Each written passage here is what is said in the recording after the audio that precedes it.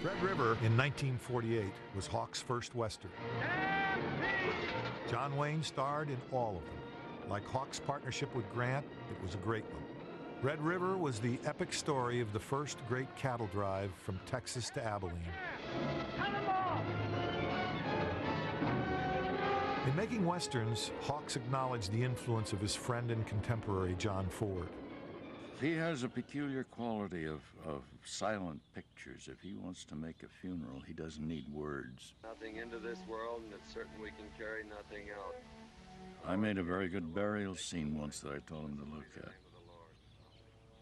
I saw a cloud coming, and I knew it was going to pass over the hill behind, and I said to Wayne, now get ready, and no matter whether you make a muss, just keep on going. We can dub it in easy.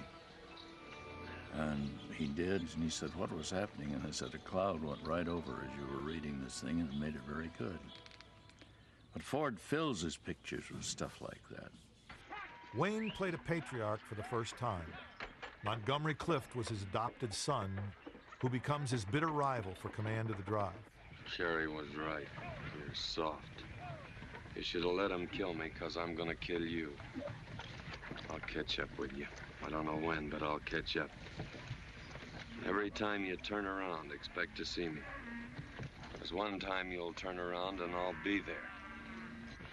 I'll kill you, Matt.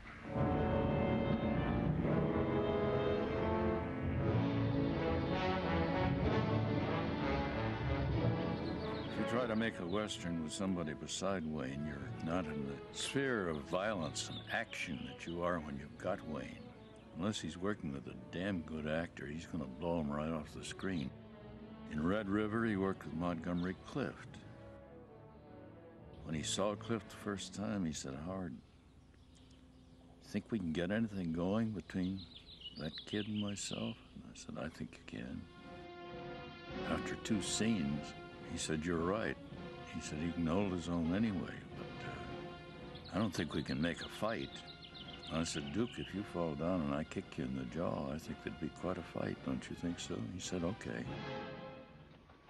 Go on, draw. I said draw.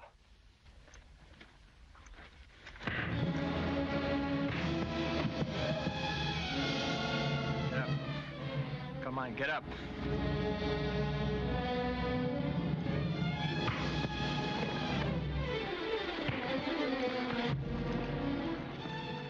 The Western takes really a couple of forms.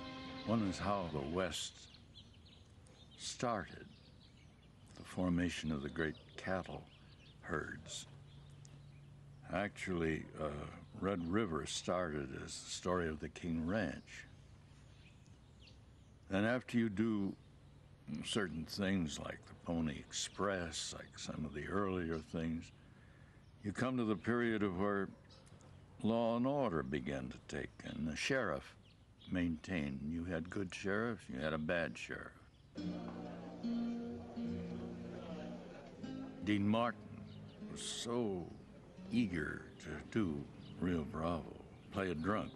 I said, go out and get into the kind of an outfit you think you ought to have on. He came back looking kind of pretty and like a gunman and everything. And I said, that isn't like drunks that I know. Most of them have tattered shirts. Mostly they're in underwear.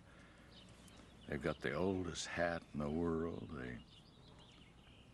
Okay. He said, just, will you be here 2 hours more? And I said, yes. And he came back, and he was the way he was in the picture. You don't look so good. I feel worse. I think I'll stop off and get a beer. I thought you would. Got some in here. Cold. Just as long as it's beer. One of Hawks' favorite character actors was Walter Brennan. Stumpy, didn't I tell you to stay out of sight? There you go. I never can please you. I was just covering you in case of trouble.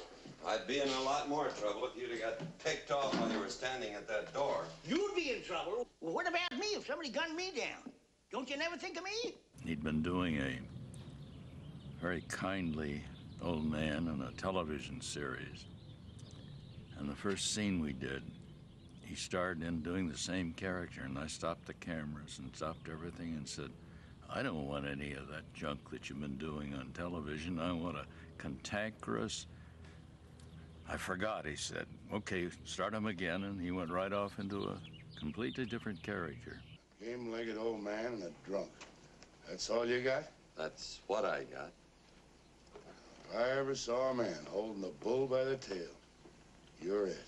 Wayne said, Howard, what am I going to do all the time while Martin gets these good scenes? And I said, he's your best friend. Watch him, see whether he's coming through. He said, okay, that's...